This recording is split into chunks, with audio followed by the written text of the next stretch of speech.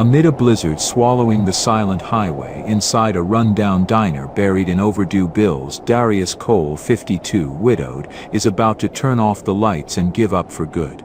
Suddenly the door swings open. A group of lost truckers, frozen, exhausted and desperate, stumble in, begging for shelter.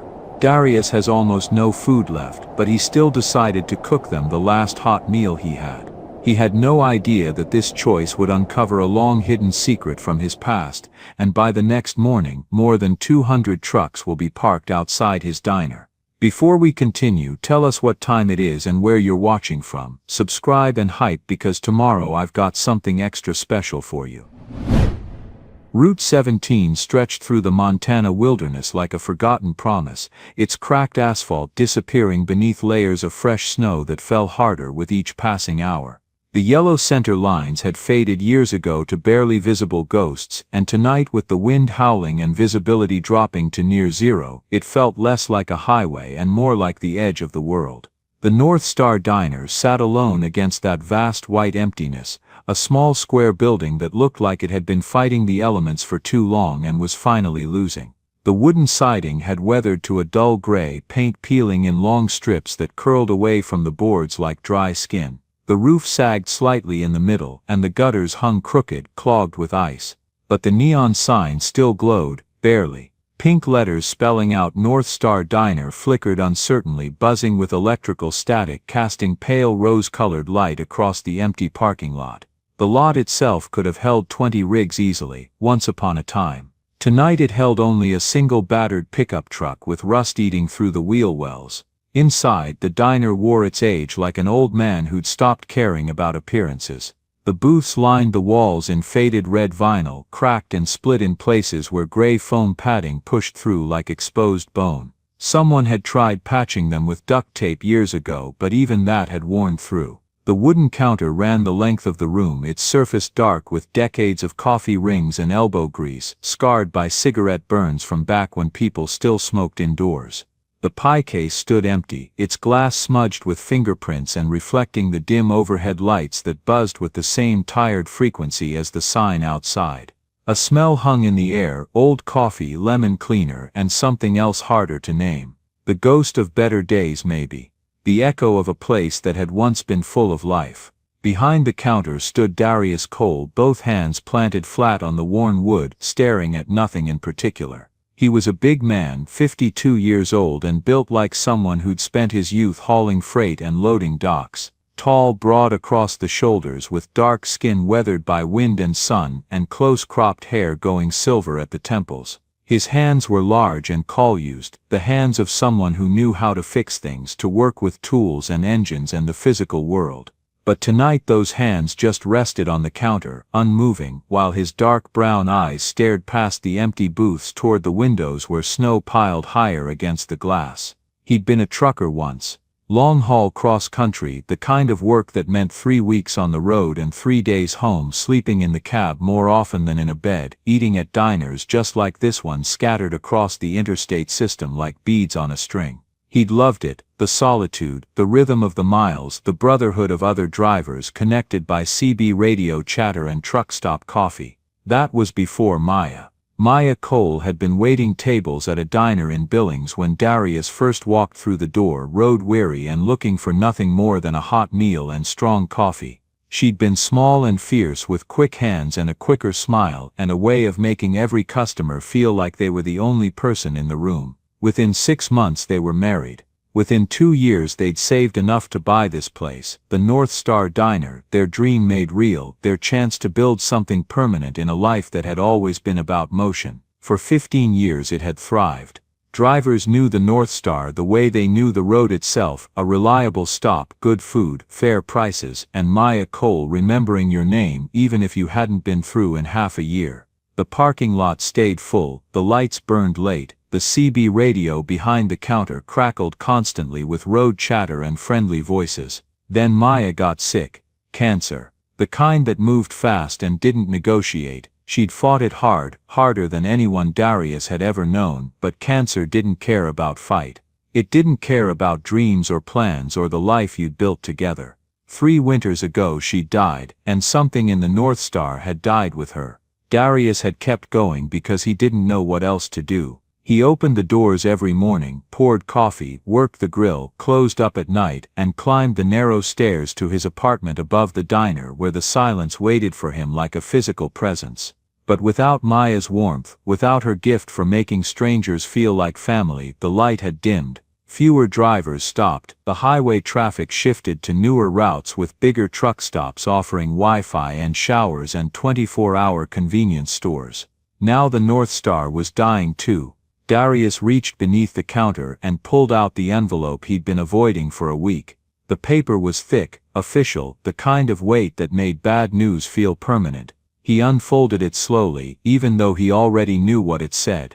Final notice of foreclosure in bold black letters across the top. 30 days to come up with 3 months of back mortgage payments plus penalties plus interest. He didn't have the money, he didn't have a quarter of the money. He refolded the notice carefully, slid it back beneath the counter next to the broken cash register and looked up at the old clock on the wall. 6:45. 15 minutes until he could flip the sign to closed, lock the door, turn off the lights and climb those stairs to sit alone in the dark like he did every single night. Maybe tonight should be the last night. Maybe it was time to accept that some things couldn't be saved, no matter how hard you'd worked to build them or how much they'd mattered once. Maybe keeping the lights on was just prolonging the inevitable. His hand moved toward the light switch, fingers hovering over the toggle, and then he heard Maya's voice, not real, just memory, but so clear it might as well have been soft and certain the way she used to sound when she was trying to talk sense into him. One more night, Darius. Keep the light on one more night, you never know who might need it. His hand stopped, dropped. He turned away from the switch and walked back to the counter, picked up a rag, and started wiping down wood that was already clean. Outside, the wind shrieked and threw snow against the windows hard enough to rattle the frames. The pink neon sign flickered, steadied, flickered again.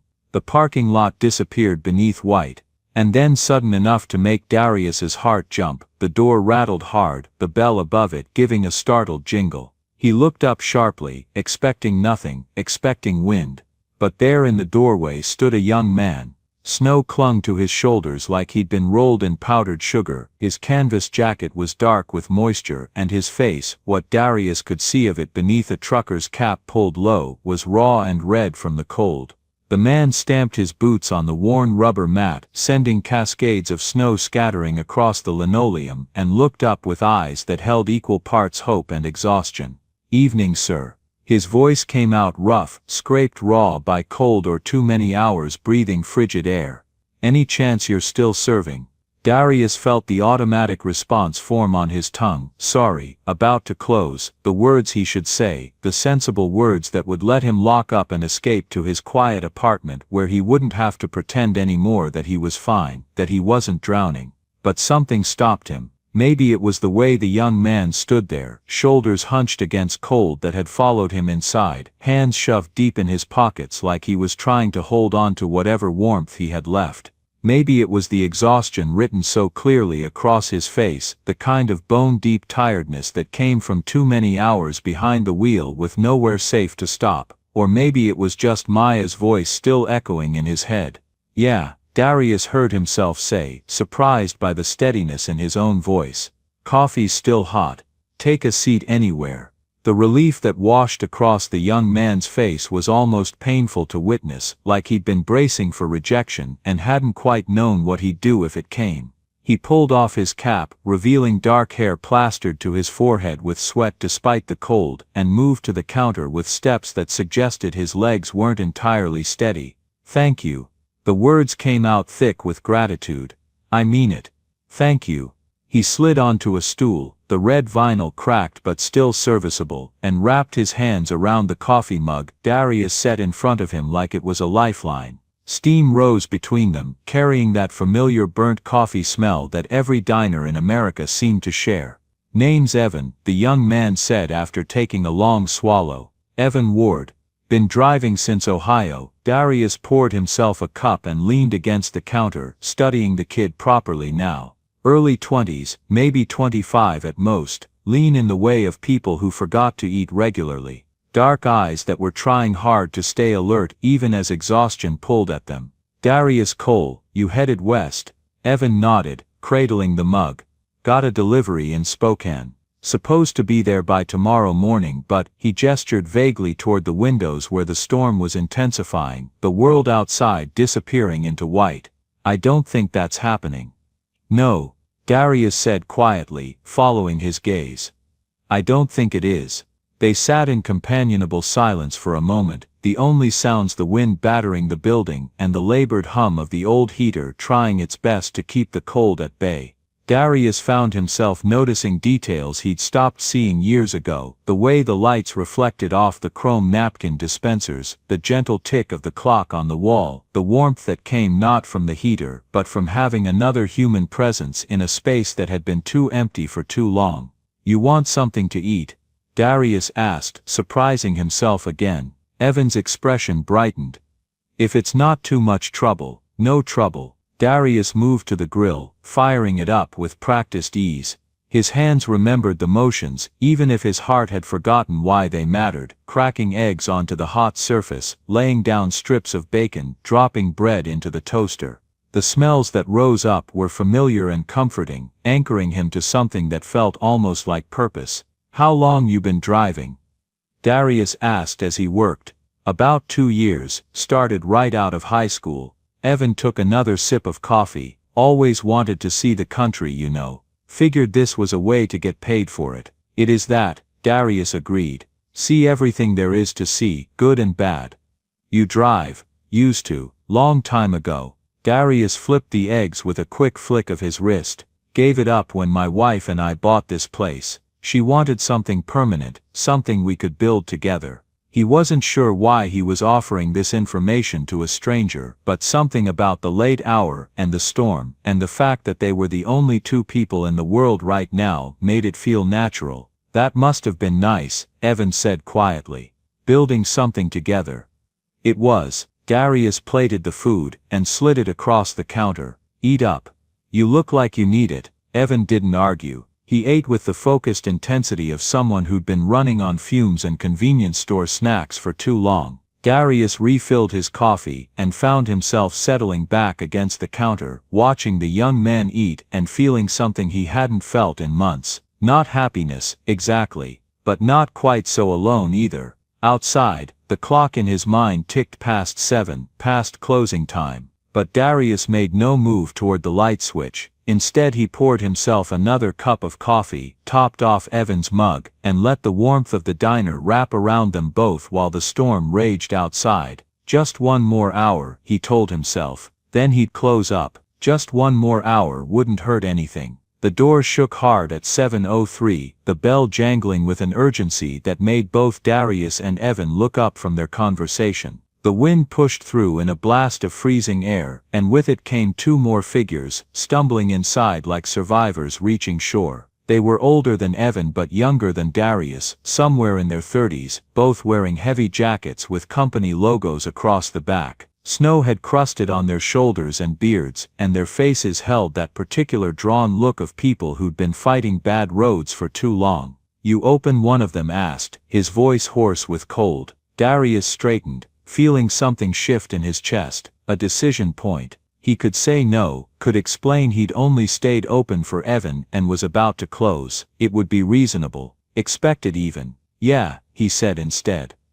Come on in. They moved to the counter with the careful steps of people whose legs had gone stiff from hours in a cramped cab. They settled onto stools, and Darius was already reaching for the coffee pot, already moving back to the grill. Bless you, man, the second driver said as warmth from the coffee mug seeped into his hands. We've been looking for a place to stop for the last hour. Everything's either closed or full. Where you coming from? Darius asked, firing up the grill again. Denver, hauling auto parts up to Calgary. The first driver, his name tag read Carl, pulled off his gloves with stiff fingers. Highway patrols talking about closing Route 17 completely. Said conditions are only getting worse. Darius glanced toward the windows where the snow was falling so thick now you couldn't see more than a few feet beyond the glass. The parking lot lights created small halos of illumination that disappeared into white nothing. You call ahead to any motels? Darius asked. Carl shook his head grimly.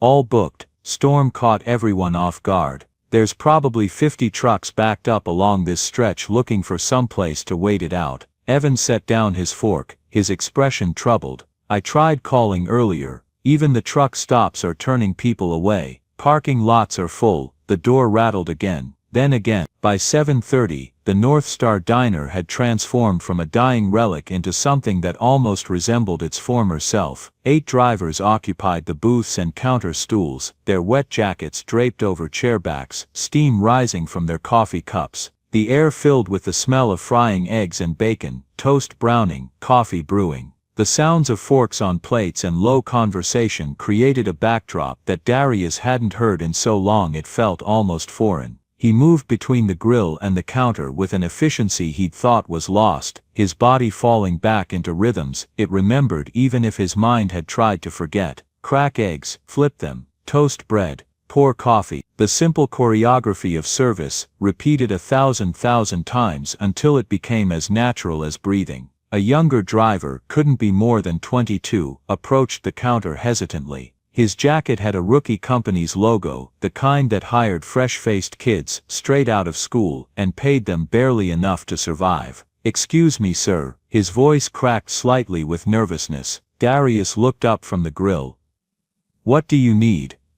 The kid swallowed hard. "How much is all this going to cost?" "I've only got about $30 till payday, and coffee's $2, Darius said, keeping his voice level. "Refills are free. Eggs and toast, another $5. Don't worry about it right now, just eat." The kid's face flooded with relief so profound it was almost painful to witness. "Thank you, sir, thank you so much." He returned to his booth, and Darius caught Evan watching him with an expression that was hard to read. Respect maybe, or recognition of something familiar. The bell rang again, 2 more drivers pushing through the storm, then another. By 8 o'clock, every booth was full, and drivers were starting to double up, sharing tables without needing to be asked. The diner held maybe 30 people at capacity. They were rapidly approaching that limit. Darius paused at the grill, spatula in hand, and did a quick mental inventory. The freezer held enough eggs for maybe another round of cooking.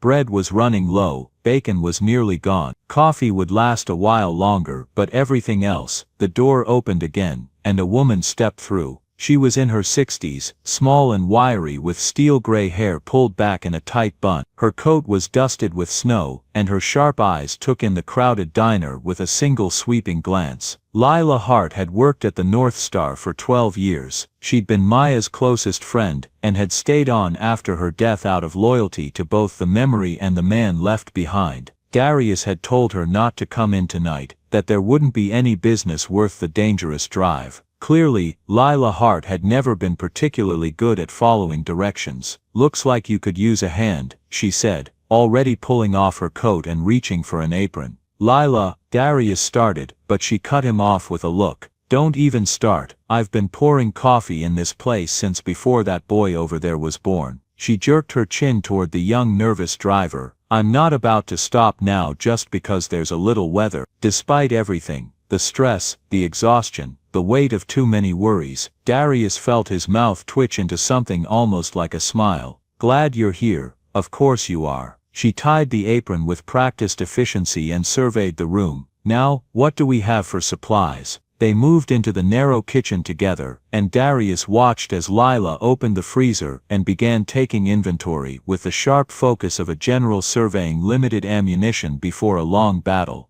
"We've got maybe 24 eggs left," she said, her voice low enough that the drivers wouldn't hear. "Half a loaf of bread, some frozen sausage, pancake mix, maybe enough for 1 batch, couple cans of beans." She straightened up, meeting his eyes. "Darius, this isn't enough to feed this many people through the night, much less breakfast." "I know, and if more come, I know," he said again, more firmly. Lila studied him for a long moment, her expression unreadable, then she nodded once, sharp and decisive. "All right then, we stretch what we have, make the portions smaller, focus on coffee and toast, keep people warm and fed enough that they don't go back out into that mess." She gestured toward the windows where the storm had reached a fevered pitch. The wind screamed, rattling the frames, and snow struck the glass like thrown sand. "Nobody's sleeping in their truck tonight," Darius said quietly. "Not in this, your apartment?" Lila asked. "If it comes to that. The couch pulls out, there's floor space, we'll make it work." From the dining room, the CB radio crackled to life. Darius had forgotten it was even on. A voice cut through the static, urgent and strained. "Breaker 19, anybody got ears on Route 17? Highways shut down hard. We've got drivers stuck out here with nowhere to go." Every conversation in the diner stopped. Drivers turned toward the counter where the old radio sat, its lights glowing green in the dimness. Darius moved to it automatically, muscle memory guiding his hand to the microphone. He pressed the talk button, and his voice came out steady and calm despite the hammering of his heart. "This is North Star Diner, mile marker 32, we copy. What's your 20? A pause, filled with static and wind noise, then North Star. "Damn, didn't think anyone would still be open. We're at the junction, maybe 10 miles out, got 15, maybe 20 rigs backed up here. No shelter, it's bad." Darius looked around the diner. Every face was turned toward him now. Drivers who understood exactly what it meant to be stuck in a truck during a storm like this. The cold that crept in no matter how long you ran the engine. The danger of carbon monoxide poisoning. The very real risk of freezing to death if the fuel ran out or the engine died. He thought about the supplies in the freezer. He thought about the foreclosure notice under the counter. He thought about how smart money said to tell those drivers he couldn't help, that he was already at capacity, that they should find somewhere else. And then he thought about Maya, about the promise he'd made her, about the reason this place existed in the first place. "How far out did you say you were?" Darius asked into the radio. 10 miles, but the roads are drifted deep. Not sure we can make it through." "You try," Darius said, his voice carrying across the diner. "You get as close as you can. We'll keep the lights on." He set down the microphone and turned to find every driver in the place watching him with expressions that ranged from respect to worry to something that might have been awe. Carl stood up from his booth. 20 more people, and we don't have supplies for them."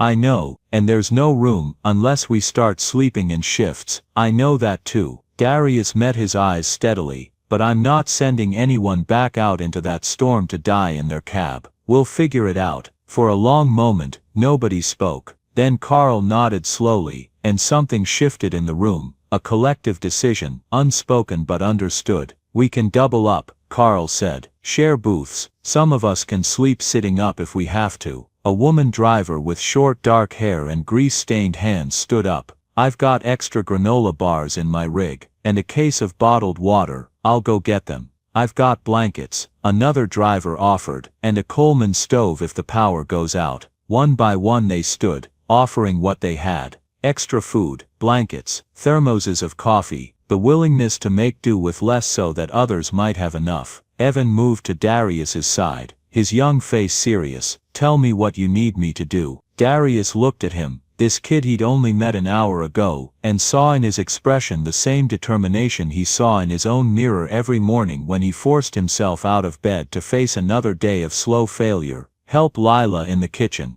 Darius said. "We're going to need every hand we can get." "You got it." The wind howled, the snow fell, and inside the North Star Diner, a group of strangers who'd sought shelter from the storm began transforming into something else entirely. Something that looked almost like family. They came in waves over the next 2 hours, not 15 trucks, closer to 25. The parking lot filled until there was no more room, and trucks began lining the highway shoulder for a quarter mile in each direction, their hazard lights blinking through the white like distant stars. Each time the door opened, a blast of Arctic air swept through, and with it came another driver, or 2 or 3, stumbling inside with snow-crusted clothes and faces raw from wind. They stood in the doorway, blinking against the warmth and light like people emerging from a cave, and each time Darius waved them toward whatever space remained. "Find a spot. Coffee's hot." The diner had never been designed to hold this many people. Bodies packed into booths meant for 4 now held 6. Drivers sat on the floor with their backs against walls. Some stood in the narrow spaces between tables, too tired to care about comfort, just grateful to be warm. Lila moved through the chaos with the efficiency of someone conducting an orchestra, somehow keeping track of who'd eaten, and who was still waiting, who needed more coffee, and who looked ready to collapse. Evan worked the grill alongside Darius now, his inexperience showing but his willingness making up for it. "How do you want these eggs?" Evan asked, spatula hovering uncertainly over the sizzling surface. "Doesn't matter," Darius said, "just keep them coming." The food stretched impossibly thin. Eggs became scrambled because they went further that way. Toast was cut into halves, then quarters. The pancake batter was watered down until it was barely thick enough to hold together on the griddle. But it was hot and it was filling, and nobody complained. A driver named Hank, older, maybe 60, with a weathered face and hands that trembled slightly as he held his coffee, approached the counter. "Mr. Cole," Darius looked up from the grill. "Yeah, just wanted to say thank you. My rig was running on fumes when I pulled in. Another hour out there," and he didn't finish the sentence. "Didn't need to." "Don't mention it." "No, I mean it." Hank's voice roughened. "I've been driving 30 years, I've seen a lot of places close their doors when things got hard. You didn't. That means something." He returned to his booth before Darius could respond, leaving behind words that settled somewhere deep in Darius's chest, in a place that had been empty for too long. By 10 o'clock, the last of the food was gone. The freezer stood empty, except for a few forgotten ice cubes. The pantry held nothing but empty containers. Darius stood in the kitchen doorway, surveying the situation, and doing math that didn't add up no matter how he worked it. 40-some people, no food. A storm that showed no signs of stopping, and morning still hours away. Lila appeared at his elbow, her face drawn with exhaustion. "That's it," she said quietly. "We're tapped out." Darius nodded. He'd known it was coming. They'd stretched their supplies past any reasonable limit, and then kept stretching. But there was nothing left to give now. "The coffee will last a while longer," Lila continued. "But after that we keep people warm and hope the storm breaks by morning." From the dining room came the sound of voices, not complaining but talking, sharing stories, the low rumble of conversation that spoke of people settling in for a long night. Darius moved back to the counter, and looked out over the crowded space. The North Star Diner had never looked like this, not even in its busiest days. Every surface held someone. The air was thick with body heat, and the smell of damp clothes drying. And despite the cramped conditions, despite the lack of food, despite everything that should have made this situation miserable, there was something else present. Community, connection, the unspoken understanding that they were all in this together. Evan was refilling coffee cups, moving between tables with easy conversation. Carl had organized a group near the back to rearrange seating, making more floor space. The woman driver with short hair, her name was Roxy, had produced a deck of cards, and was teaching the nervous young driver some game that involved a lot of laughing. Darius felt something crack inside his chest, some wall he'd built brick by brick over 3 years of grief and isolation. He'd thought the North Star was dying. He'd thought the dream he and Maya had built was over. But looking at this, at strangers helping strangers, at community forming in the midst of crisis, at the simple human warmth of people taking care of each other, he realized he'd been wrong. The North Star wasn't dying. It had just been waiting for this moment, this night, this reminder of what it was meant to be. A light in the darkness, a haven for travelers, a place where people mattered more than profit. The CB radio crackled again. "North Star, you still awake?" Darius reached for the microphone. "We're here. Just wanted to say thanks for keeping the light on. You saved lives tonight. Whether you know it or not." The transmission ended. Darius stood there holding the microphone, staring at it, and felt his eyes burn with something he wouldn't name.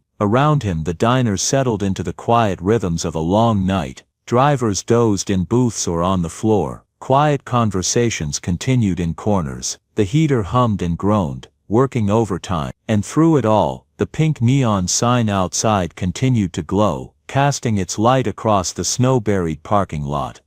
A beacon, a promise, a light that refused to go out. Morning came slowly, the darkness outside fading to gray so gradually it was hard to say when night ended and day began. The storm had eased sometime around 4, the wind dying to a low moan and the snow falling lighter, slower. But the world beyond the windows remained buried under white drifts piled high against the building, the parking lot invisible beneath smooth, unbroken snow. Inside the North Star, drivers began to stir around 6, groaning and stretching, wincing at muscles cramped from sleeping on hard surfaces.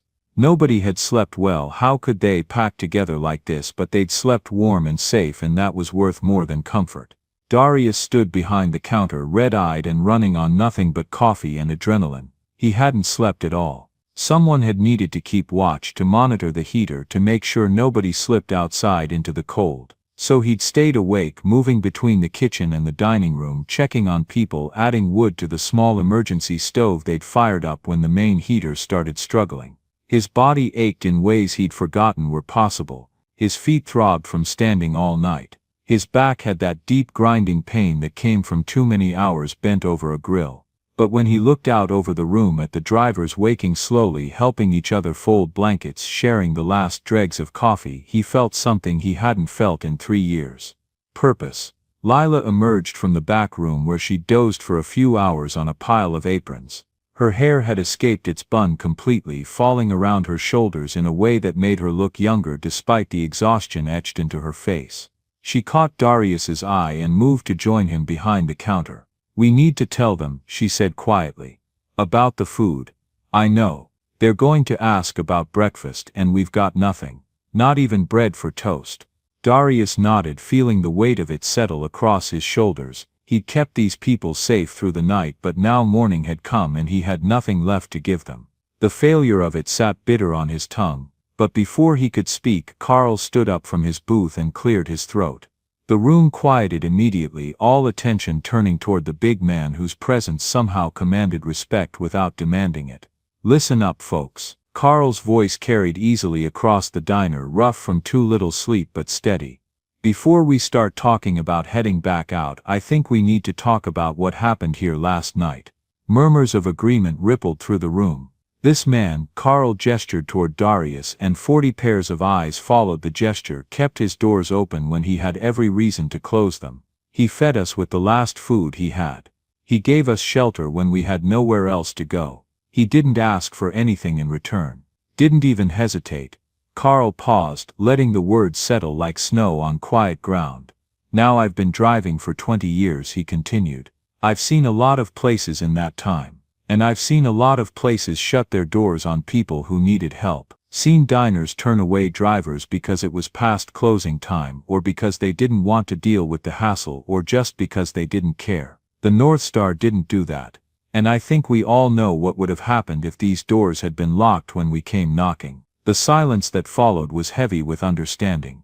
They all knew, they'd all heard the stories: drivers found frozen in their cabs after a bad storm, people who'd thought they could wait it out and been wrong. It was the nightmare that lived in the back of every trucker's mind during winter runs. "So here's what I'm proposing," Carl said, his voice gaining strength. "We don't just say thank you and drive away, we do something about it. We make sure this place survives. Because places like the North Star, they're disappearing. The family diners, the independent stops, the places that treat you like a human being instead of a transaction. They're all going under, and if we don't do something, we're going to lose them all." More voices joined in now, a chorus of agreement building like a wave. Evan stood up from where he'd been sitting on the floor near the back, his young face serious in a way that made him look older. He pulled out his phone, checking the screen even though the battery was nearly dead.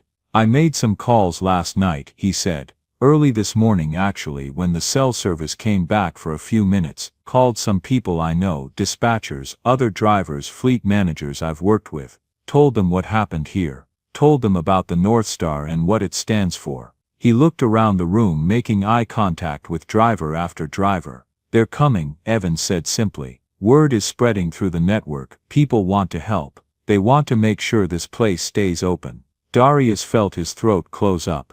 He opened his mouth to protest, to say it wasn't necessary, that he didn't deserve this kind of support. But before he could speak, Roxy, the woman driver with short dark hair and permanently grease-stained hands, stood up. "How many of us have been helped by places like this?" she asked, her voice carrying a challenge. How many times has a small diner or a family truck stop saved you when you needed it, when you were broke or lost or just so damn tired you couldn't see straight? How many times has someone kept the light on for you? Hands went up around the room, almost everyone. Some people raised both hands indicating multiple times. Exactly, Roxy said. We've all been there, we've all needed help, and someone gave it to us, no questions asked. So now it's our turn, now we're the ones who can help. What happened next would stay with Darius for the rest of his life, replaying in his memory during quiet moments, during the times when doubt crept back in and tried to tell him he didn't matter. One by one the drivers approached the counter. They pulled out their wallets, worn leather things that carried licenses and fuel cards and photographs of people they loved but rarely got to see. They pulled out bills, crumpled 20s and smooth 50s and sometimes just 5s, whatever they could spare from paychecks that had to stretch too far already. And each one came with a story. Frank, the older driver with trembling hands, set down 3 20s and spoke in a voice roughened by emotion. I drove this route 30 years ago, he said. Me and my wife, we used to stop here every run. Your wife, Maya, she remembered our names. Every single time, even if it'd been 6 months between visits. His eyes grew distant with memory. My wife died 2 years ago, cancer like yours, and I kept driving because I didn't know what else to do with myself. But places like this, they remind me that there's still good in the world, that people still care about each other. I need that reminder, Mr. Cole, we all do. Sarah, a younger woman who couldn't have been driving more than a few years, placed her contribution on the growing pile and wiped at her eyes. I stopped here 3 years ago, she said.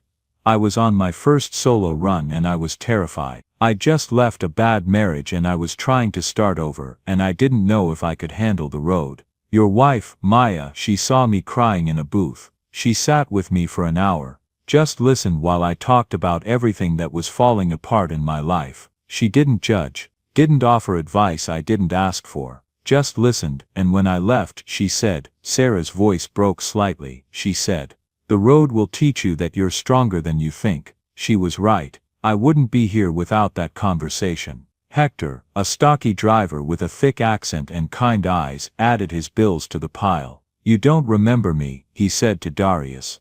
But I remember you. 5 years ago, I broke down on Route 17 in the middle of the night, frozen fuel line. I was panicking because I had a time-sensitive delivery and I was going to miss it. You pulled over in your rig, you were still driving then, and you helped me get it fixed. Took 2 hours in freezing cold. And when I tried to pay you, you said no. You said, just pass it along to someone else who needs it. So I did, and I've been doing it ever since. The stories kept coming, layering one upon another like sediment forming rock. Each one was a moment Darius had forgotten or never realized mattered. Small acts of basic human decency that had rippled outward in ways he'd never imagined. A driver named Marcus talked about the time Maya had spotted that he was running a fever and had insisted he rest in the apartment upstairs rather than push through and risk an accident. She probably saved my life that day, he said simply. A woman named Teresa remembered how Darius had once fronted her a meal when her company's payment card was declined, trusting her to come back and pay when she could. I was broke and hungry and too proud to ask for charity, she said. You gave me dignity along with that meal, I've never forgotten it. Jamie, the young nervous driver who'd been so worried about being a burden, stepped forward with bills clutched in his shaking hand. I don't have a story like everyone else, he said quietly. This is my first time meeting you, but last night when I asked about the cost and you told me not to worry about it, he swallowed hard. My dad was a driver. He died 3 years ago, fell asleep at the wheel after pushing too hard to make a delivery. And I kept thinking last night, if there had been a place like this on his route, somewhere he could have stopped and rested without worrying about the cost or the time, maybe he'd still be alive. So this, he set down his money. This is for my dad. And for every driver who needs a place like this to exist. By the time the last driver had contributed, the pile of money on the counter had grown substantial. Darius stared at it through blurred vision, unable to process what he was seeing. It was more than enough to catch up on the mortgage. More than enough to restock the kitchen. maybe even enough to make some of the repairs the building desperately needed. But it wasn't really about the money, it was about what the money represented. It was about community, about the unspoken code of the road that said when someone needs help, you help them. About the brotherhood that bound these strangers together more tightly than blood.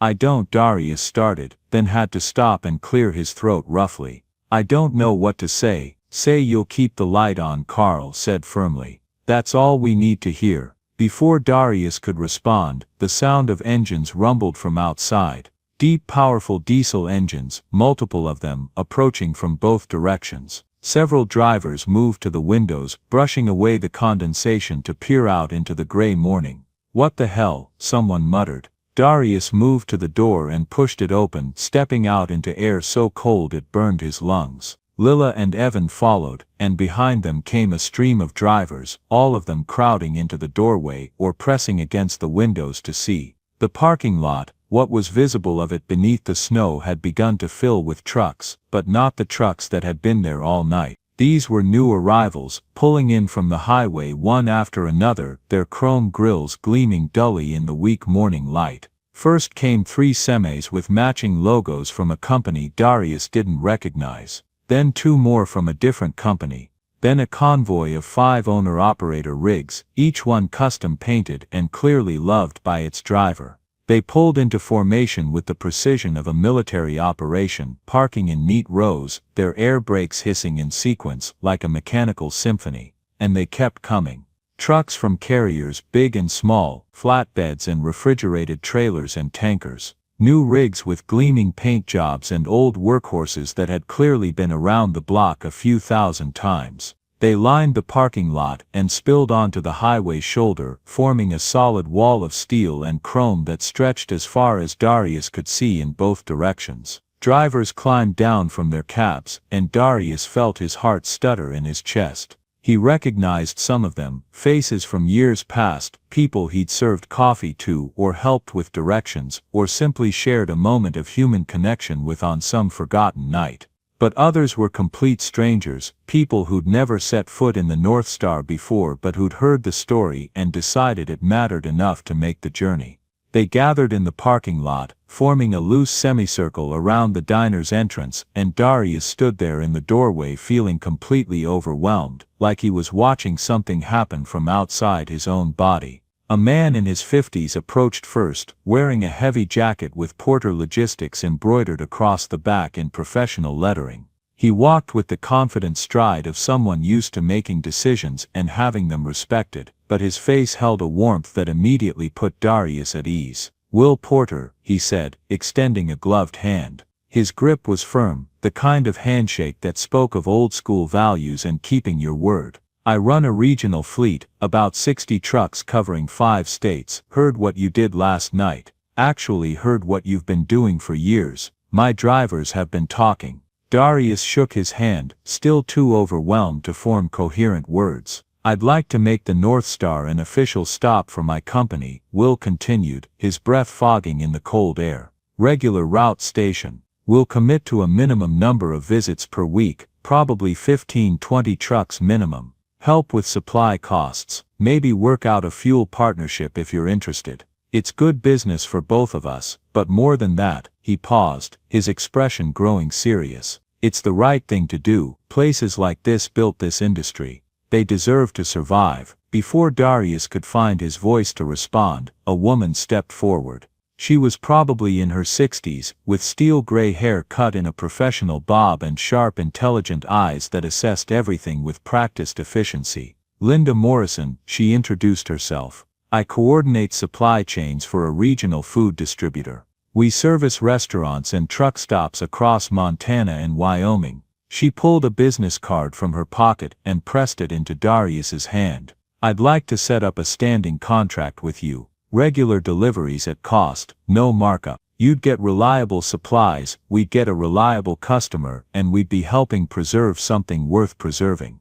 Then another person stepped forward, and another. Fleet managers offering contracts and partnerships. Independent operators pledging to make the North Star a regular stop on their routes. representatives from trucking associations talking about recognition programs and historical preservation grants. A mechanic who owned a shop 30 miles away, offering free maintenance on the diner's heating and electrical systems. A fuel company rep proposing a small but viable fuel island installation that could serve the trucks that stopped here. They came forward one by one, each offering something tangible, not charity but partnership, not handouts but mutually beneficial arrangements that would help ensure the North Star's survival while serving their own needs too. And through it all, Darius stood there taking it in, trying to process the reality that his small act of keeping the doors open had somehow sparked this massive response. Carl appeared through the crowd, carrying a thick envelope, bulging with contents. He pressed it into Darius's hands with both of his own, holding it there for a moment. From the drivers, Carl said, his gruff voice softened by emotion. The ones who were here last night, and a bunch of others who heard about what happened and wanted to contribute. We made some calls, passed the word around. This came together in about 4 hours. He paused. Should be enough to catch up on that mortgage we heard about. Maybe get the roof fixed too, and whatever's left over, you use it to keep this place running the way it's meant to run. Darius looked down at the envelope, then back up at Carl, then out at the sea of faces watching him expectantly. His vision blurred, his throat closed completely. He tried to speak, but couldn't force words past the emotion lodged there like a physical object. It was Lila who saved him, stepping forward and speaking when he couldn't. On behalf of the North Star, she said, her voice carrying clearly across the parking lot, and on behalf of Darius, who seems to have temporarily lost the ability to form sentences, a ripple of warm laughter ran through the crowd. Thank you, all of you. You've given us more than money and contracts. You've given us hope. The crowd responded with nods and murmurs of approval, but then Frank, the older driver with trembling hands, stepped forward carrying something wrapped carefully in a faded rag that might once have been a shop towel. Got something else, Frank said, his voice carrying despite its roughness. He approached Darius and began unwrapping the item with slow, reverent movements. It was a CB radio handset, battered and scarred with age, but clearly well maintained, the kind of tool that had been used hard and cared for properly. The coiled cord was worn but intact, and the metal clip showed the distinctive pattern of having been carried on a belt for thousands of miles. You gave me your backup handset outside Cheyenne, Frank said, meeting Darius's eyes. Back in '97, must be 28 years ago now, I'd been on the radio calling for help. My primary had died, and I was trying to navigate through a snowstorm without it. You pulled over, spent an hour helping me figure out my route, and then you just handed me your backup. Said you'd always keep the line open, that any driver could reach out and you'd answer if you could. Frank held out the handset like an offering. Kept it all these years. Used it on every run. It became kind of a good luck charm for me. Reminded me that there were still good people out there. But I figure it's time this came back home. Time it returned to where it belongs. Darius took the handset with hands that shook. The weight of it was familiar, comforting. He remembered buying a pair of these back in the '90s, kept one in his truck and one as backup. He'd forgotten about giving it away, forgotten about Frank and that storm and that moment of connection. But Frank had remembered, had carried this piece of Darius's past for nearly 3 decades, and now was returning it like a sacred trust. The crowd had gone completely silent, watching this exchange, and Darius felt something inside him crack open completely, not break open. Like a seed splitting to let new growth through. Thank you, he managed, his voice barely above a whisper, then louder, stronger, speaking to Frank but meaning it for all of them. Thank you, all of you. He turned and walked back into the diner, moving on instinct more than conscious thought. Behind the counter, the old CB radio base unit sat in its customary spot, dusty and silent. He'd kept it there out of habit more than anything else, a relic of the past that he couldn't quite bring himself to throw away. Now he took Frank's handset and clicked it into place. It fit perfectly, like it had been made for this exact spot. The connection was solid, and when he keyed the mic, the transmit light glowed green and steady. The crowd had followed him inside, packing the diner beyond capacity, and they watched as Darius adjusted the squelch and brought the radio fully online. Immediately, it crackled to life, voices emerging from the static, drivers on the road, calling out reports and warnings and jokes, the constant chatter that was the heartbeat of the highway. Southbound at mile marker 45, got a four-wheeler with a flat in the left lane. Copy that. I see him moving over. Anybody know if that truck stop at Junction City is still open? The one with the good pie. Yeah, but it's under new management. Pie's not what it used to be. 10-4. Thanks for the heads up. The familiar sound of it, the rhythm and cadence of road communication that had been the soundtrack to years of Darius's life, wrapped around him like a blanket. He stood there with one hand on the counter and the other still holding the microphone, and he let himself feel it all. The grief and the loss, the years of loneliness, the slow death of hope, but also this moment, this community, this reminder that even in the darkest times, even when you thought you were completely alone, you weren't. You were part of something larger, something that endured. Evan appeared at his side, and when Darius looked at the young man, he saw understanding in his eyes. Evan had been a stranger 24 hours ago. Now he felt like family. They mean it, Evan said quietly. All those offers, all those commitments, this isn't just talk. These people are going to follow through. I know, Darius said. And he did. He could feel it in the air, in the weight of the handset in his palm, in the way the gathered drivers looked at him, not with pity, but with respect and affection. Outside, the morning sun was finally breaking through the clouds, sending shafts of pale golden light across the snow-covered landscape.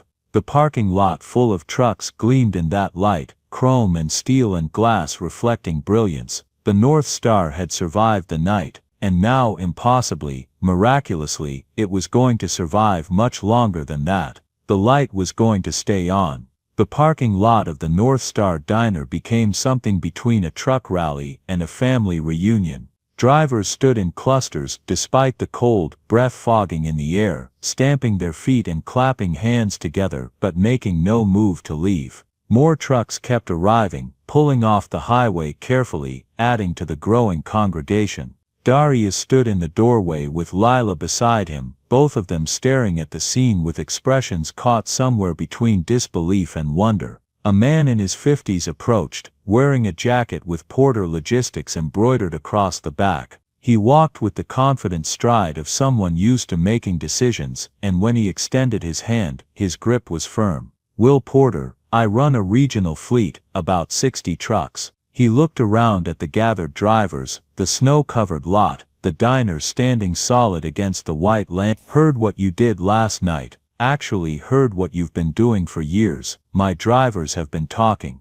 Darius shook his hand, still too overwhelmed to find words. I'd like to make the North Star an official stop for my company. Will continued. Regular route station, will commit to minimum visits per week, help with supply costs, maybe work out a fuel partnership. It's good business, but more than that. He paused, his expression serious. It's the right thing to do. Before Darius could respond, a woman with steel gray hair and sharp intelligent eyes stepped forward. She introduced herself as a supply coordinator for a regional food distributor and offered a standing contract for deliveries at cost. Then another person, and another, fleet managers offering contracts, independent operators pledging to make the North Star a regular stop, representatives from trucking associations talking about recognition programs and historical preservation. They came forward one by one, each offering something tangible, commitments, partnerships, resources. Carl appeared with a thick envelope, pressing it into Darius's hands. From the drivers, the ones here last night, and others who heard about it, should be enough to catch up on that mortgage. Darius looked down at the envelope, his hands starting to shake. The weight of it was substantial, more substantial than the paper and bills inside. It carried the weight of community, of people taking care of their own, of the road giving back what it had taken. I can't, he started, but Carl cut him off. You already did. You kept the light on when it would have been easier to turn it off. Now we're making sure it stays on. Through the crowd, Darius caught sight of Frank, the older driver, making his way forward slowly. He carried something wrapped in an old rag, holding it carefully like it was precious. "Found this in my garage last night," Frank said, unwrapping it to reveal a CB radio handset. Battered but well maintained, it gleamed under the winter light. "You gave me your backup outside Cheyenne back in '97. Said you'd always keep the line open. Figured maybe this ought to come back home." Darius took the handset, feeling the familiar weight of it, and something inside him finally broke completely. His vision blurred, his throat closed. He tried to speak, but couldn't force words past the emotion lodged there like a stone. Lila's hand found his arm, squeezing gently. Evan stood on his other side, and around them the gathered drivers waited with patient understanding. They'd all been there, the moment when pride cracked and gratitude poured through. They knew. "Thank you," Darius finally managed, his voice rough and broken. "All of you, thank you." The transformation took 6 weeks, but it felt like watching time-lapse photography of something growing. The parking lot was expanded and properly paved, with pull-through spaces designed for the longest rigs. The neon sign was completely rebuilt, its pink glow now steady and strong, visible for miles. Inside, the booths were reupholstered in the same red vinyl but fresh and intact. The counter was refinished, keeping its character but losing its despair, but they kept the soul intact. The same layout, the same feeling. The bones that Maya had loved remained untouched. The CB radio was mounted on a polished wooden plaque behind the counter, with a brass plate that read Maya Cole. She kept the light on. Lila became the official manager, her salary finally reflecting years of devotion. They hired 2 more staff, a cook and another server, to handle the increased traffic that came as word spread through the trucking network like wildfire. Drivers went out of their way to stop at the North Star now, not just for fuel or food or clean restrooms, though those were all excellent, but for something harder to quantify. They came because the North Star felt like home. On reopening day, Darius stood outside looking up at the new sign. Beneath North Star Diner was a new subtitle, "A haven for all travelers." "Looks good," Lila said, joining him in the cold morning air. "Yeah, it does." Darius swallowed hard. Maya would have loved this. She would have loved that you didn't give up, that you kept her dream alive even when it was killing you to do it. The CB radio crackled inside, now restored to its place of honor, always on, always listening. "Breaker 19, North Star Diner, you got your ears on." Darius smiled and headed inside, reaching for the handset with practiced ease. "North Star here, go ahead. This is Red River Express, coming in from Billings. Heard tell you folks make the best coffee on Route 17. We do our best. How far out are you?" "About 20 minutes. Got 4 rigs with me. We'll have the coffee hot and the grill ready. Come on in." "Copy that, North Star. See you soon." Darius hung up the handset and found Lila already firing up the grill, moving with the practiced efficiency of someone who belonged exactly where they were. The morning rush was coming. They were ready for it. They were always ready now. 6 months after the storm, the North Star had become more than a successful business. It had become an institution, a landmark that drivers planned their routes around, that companies added to official stop lists, that travelers sought out because they'd heard the stories. The walls filled with photographs, truckers posing beside their rigs, group shots of impromptu convoy reunions, handwritten notes of thanks. Someone started a tradition of leaving company patches or small mementos, and a bulletin board near the entrance became crowded with memories from drivers spanning the continent. But the heart remained unchanged. Darius still worked the counter. Lila still moved through the room with sharp eyes and soft heart. The CB radio still crackled constantly, and every single driver who walked through the door was treated like family. Evan stopped by regularly, his routes somehow always managing to bring him past mile marker 32. He'd become an unofficial ambassador for the North Star, and Darius had stopped being surprised when the young man showed up with new ideas. One October afternoon, Evan came in carrying his phone with barely contained excitement. "You need to see this." He pulled up an article from a trucking industry magazine.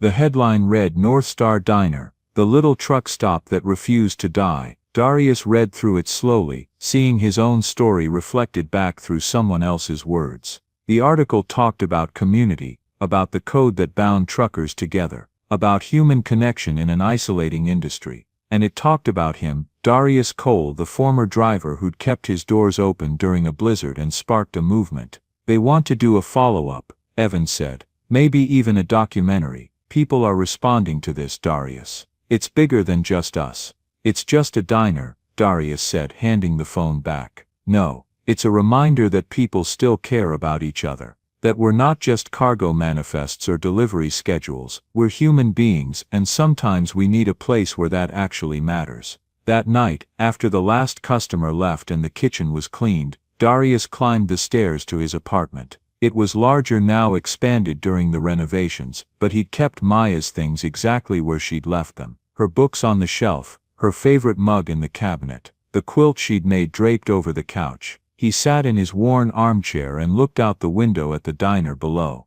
The lights glowed warm against the darkness. The pink neon sign cast its reflection on fresh snow. The parking lot held a dozen trucks, their chrome gleaming. We did it, he said softly to the empty room, to the memory of the woman who'd believed when belief seemed foolish. We kept the light on. The wind outside carried the distant sound of a truck engine on the highway, but it didn't sound lonely anymore. It sounded like coming home. Winter returned as it always did, bringing snow and ice and the kind of cold that made breath freeze in your lungs. But the North Star stood ready. The heater worked perfectly. The kitchen was fully stocked. The parking lot was plowed regularly. And the lights burned steady and bright, visible for miles. On a December night when the snow was just beginning to fall, Darius stood behind the counter doing what he'd done 1,000 times, wiping down wood that was already clean, preparing for whatever the night might bring. The diner held a comfortable number of customers. Not empty, not crowded, just right. Lila was training Rosa, their newest server, showing her the rhythm of the work. Evan sat at the counter working on his logbook between bites of pie. The CB radio crackled. North Star Diner, you still open? The voice was young, uncertain, holding that particular quality of someone on their first solo run hoping desperately not to mess up. Darius smiled, a real smile that reached his eyes. He'd heard that tone before. He'd used it himself years ago. North Star here, he said, his voice warm and steady. We're open. Where are you? About 5 miles out. It's starting to snow pretty hard, and I'm not sure I should keep going. You shouldn't. Highway gets bad fast. Come on in. We've got hot coffee and a warm place to rest. Relief flooded through the radio. Thank you, sir. I'll be there in 10. We'll be waiting. Drive safe now. Darius hung up and caught Evan's eye. The young man was grinning. Here we go again,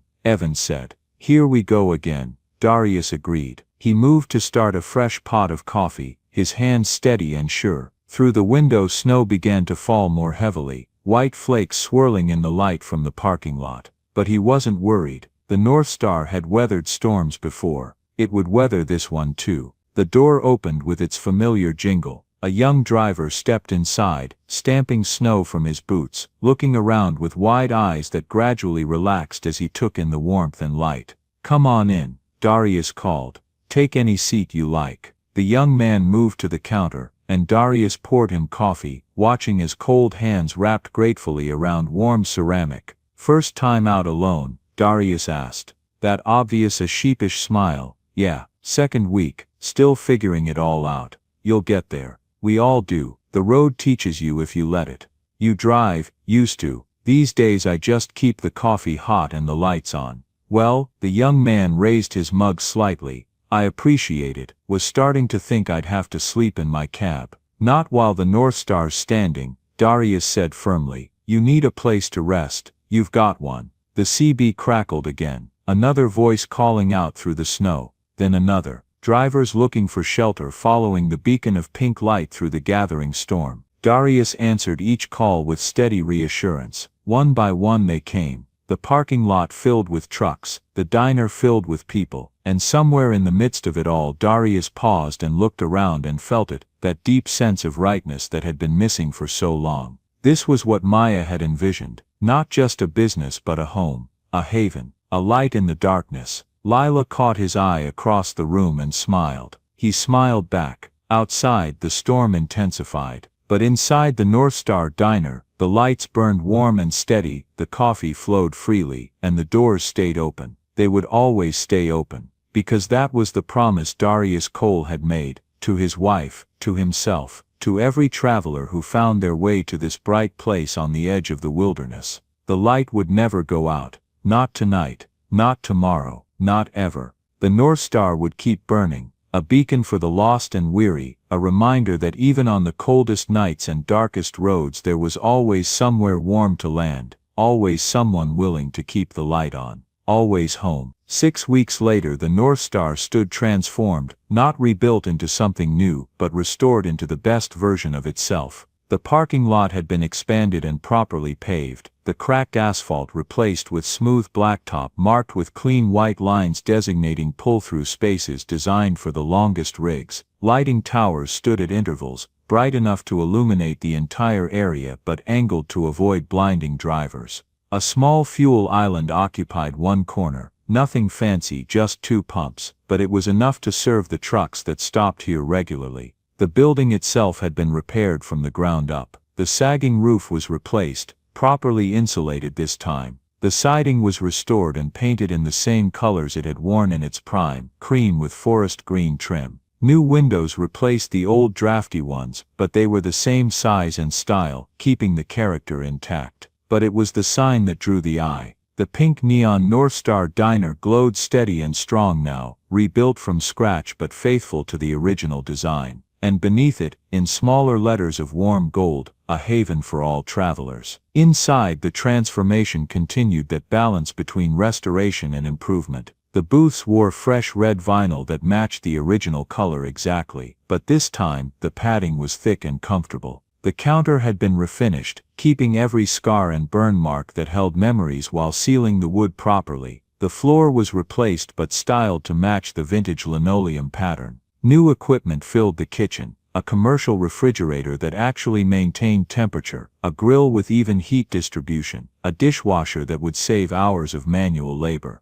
But the layout remained the same, the workflow unchanged. They'd added a small trucker's lounge to one side, nothing fancy, just a room with comfortable couches, a couple of showers, a washer and dryer, and a quiet space where drivers could rest between shifts. It had been Will Porter's idea, and he'd helped fund the construction. But the most important addition sat behind the counter on its polished wooden plaque, the CB radio, restored to full functionality, with Frank's handset mounted permanently in place. The brass plate beneath it read, "Maya Cole, she kept the light on." And beside it, a photograph, Maya behind this very counter, coffee pot in hand, laughing at something just out of frame. Her joy was captured there forever, a reminder of what the North Star had always been meant to be. The grand reopening was scheduled for a Saturday in late spring, when the snow had finally melted and the world was green and new again. Darius had wanted something quiet, maybe a few extra customers, a small acknowledgement, nothing special, but the trucking community had other ideas. By 10 in the morning the parking lot was full, trucks lined up along the highway shoulder for half a mile in both directions, their hazards blinking, drivers waiting patiently for space to open up so they could pull in. A local news crew had shown up, drawn by the human interest angle, the story of a dying diner saved by the community it had served for decades. Evan had coordinated most of it, working with drivers and companies to create a celebration worthy of the occasion. There was food, not just from the North Star's kitchen but potluck contributions from drivers who'd brought regional specialties from their home states. Texas barbecue sat next to Wisconsin cheese curds, Carolina pulled pork beside Maine lobster rolls. It was a feast assembled from across the country, a culinary map of the highways these people traveled. Someone had brought a portable speaker system, and music filled the air, country and classic rock and the occasional trucker anthem that everyone seemed to know the words to. A driver who played guitar had convinced a few others to join him, forming an impromptu band that set up near the fuel island and played with more enthusiasm than polish. But it was the people that made it special. Hundreds of them, filling the parking lot and the diner and spilling out onto the grass. Drivers Darius had met that stormy night 6 weeks ago, and drivers he'd known for years, and drivers who'd never been to the North Star before but had heard the stories and wanted to be part of it. They came in their work clothes and company jackets, bringing families when they could, wives and husbands and children who'd heard about daddy's job or mama's life on the road and wanted to see this place that meant so much. They came with cameras and smartphones, documenting the day, taking pictures beside the sign, inside the diner, with Darius and Lila and the staff. Frank was there holding court near one of the booths, telling stories to a group of younger drivers about the old days when Route 17 was a major artery, and places like the North Star dotted the highway like jewels on a chain. His hands still trembled but his voice was strong, and the young drivers listened with the respect due to someone who'd earned his wisdom through hard miles. Carl arrived with his daughter, a college student studying engineering, who looked at her father with new eyes when she saw how he was treated here, the respect and affection shown to him by his peers. She pulled Darius aside at one point and said quietly, "Thank you for this. My dad talks about this place like it's sacred. I never really understood until now." Roxy brought her wife and their 2 kids, introducing them proudly to everyone they met. "This is the place I told you about," she kept saying to her family. "This is what I mean when I say the road takes care of its own." Sarah, the young woman who'd talked with Maya about starting over, arrived with a confident stride that spoke of someone who'd found her way. She sought out Darius specifically to tell him she'd bought her own rig. She was an owner-operator now, building her own business. "Your wife was right," she said. "The road taught me I was stronger than I thought." Even some of the company representatives showed up, Will Porter and Linda Morrison and a dozen others who'd made commitments and were following through. They mingled with the drivers, talking shop and sharing stories, the lines between management and labor blurring in the face of shared purpose. The local news crew interviewed driver after driver, collecting stories for their segment. What they were hearing clearly surprised them. This wasn't just about a diner being saved. It was about community, about people taking care of each other in an industry that could be brutal and isolating, about preserving something that mattered in a world that too often valued efficiency over humanity. They interviewed Darius, of course, and he did his best to answer their questions, even though talking to cameras made him profoundly uncomfortable. "Why do you think people responded the way they did?" the reporter asked, microphone extended. Darius thought about it, choosing his words carefully. "I think people are hungry for connection," he said finally. "We live in a world where everything's automated and anonymous. You can go days without having a real conversation with another human being. But places like this, they remind us that we need each other, that we're better together than we are alone."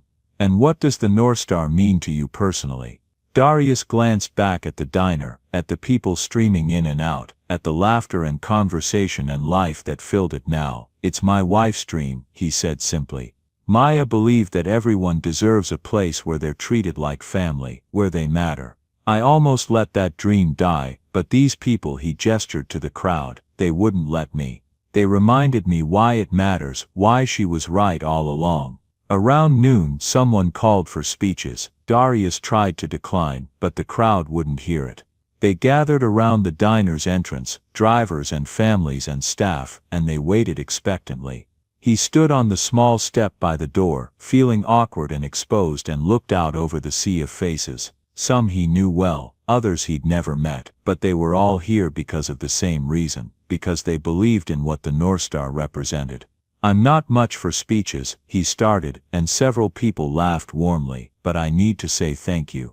6 weeks ago I was ready to give up. I thought I was out of options, out of time, out of hope. And then the storm came." He paused, gathering his thoughts. "When that first driver walked through my door that night," he caught Evan's eye in the crowd and nodded to him. "I almost turned him away, almost said I was closed and sent him back out into the cold.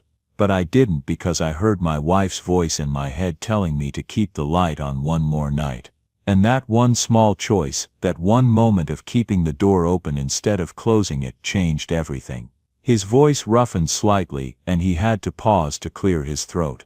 "What happened that night, and what's happened since, has taught me something I'd forgotten. It's taught me that we're not alone. That when things get hard there are people who will help, not because they have to, but because they choose to. Because that's what community means, that's what family means. He looked around at the crowd, meeting eyes, acknowledging faces. This place, the North Star, it was never really about the building or the business, it was always about people. About creating a space where travelers could find rest and warmth and connection. Maya understood that from the beginning. She knew that what we were really offering wasn't food or coffee, it was humanity. It was someone caring whether you made it through the night safely. Darius's voice grew stronger, more certain. So thank you. Thank you for caring. Thank you for helping.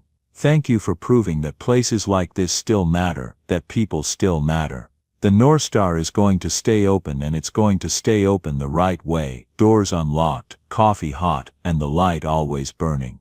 That's a promise. The applause started before he finished speaking, building into something that felt less like a claim and more like affirmation. People weren't just clapping for him, they were clapping for themselves, for the community they'd built, for the choice they'd all made to preserve something worth preserving. Lila appeared at his elbow, pressing a glass of water into his hand. Good speech, she said quietly. Maya would have been proud. Think so, I know so. She squeezed his arm. Now come on, we've got a restaurant to run and about 300 people who want to eat in it. The celebration continued into the evening. Drivers came and went, stopping by to pay their respects before heading back out onto the road. The band played until their fingers hurt. Children ran between trucks under the watchful eyes of parents who'd learned to let them play, but never stop counting heads. As the sun began to set, painting the Montana sky in shades of orange and gold and deep purple, Darius stood in the doorway of the North Star and watched it all unfold. The parking lot full of trucks, the people gathered in small groups, talking and laughing. The warm light spilling from the diner's windows. Evan approached, holding 2 cups of coffee. He handed one to Darius and stood beside him in comfortable silence for a moment. You did it, Evan said finally. We did it, Darius corrected. All of us. Fair enough. Evan took a sip of coffee.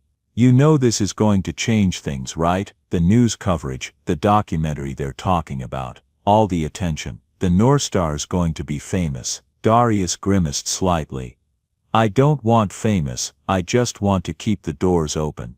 I know, but sometimes you don't get to choose. Sometimes the story chooses you.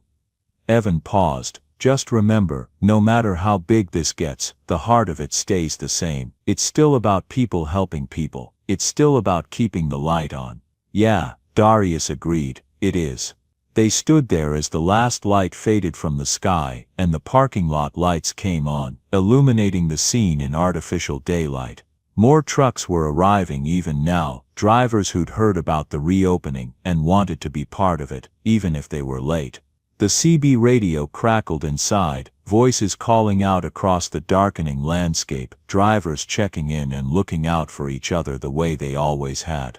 The sound of it had become constant background music again, the rhythm Darius had missed more than he'd realized. I should get back inside, Evan said. Lila's making me work for my dinner. Go ahead, I'll be there in a minute. Evan clapped him on the shoulder and disappeared into the warmth of the diner.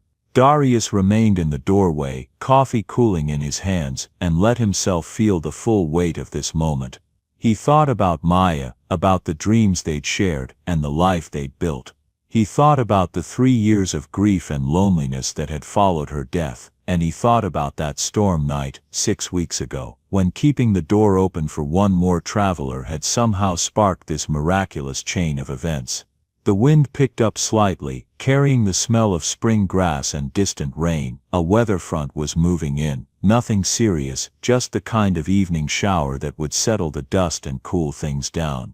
Drivers would be watching for it, adjusting their routes, looking for safe places to pull over if needed, and they would know the North Star was here. That the light was on, that the doors were open, always open. Darius drained the last of his coffee and turned to go inside. Behind him the pink neon sign glowed steady and strong against the darkening sky, and the gold letters beneath it promised what they'd always promised. A haven for all travelers, a place where people mattered, a light that would never go out. Join us to share meaningful stories by hitting the like and subscribe buttons. Don't forget to turn on the notification bell to start your day with profound lessons and heartfelt empathy.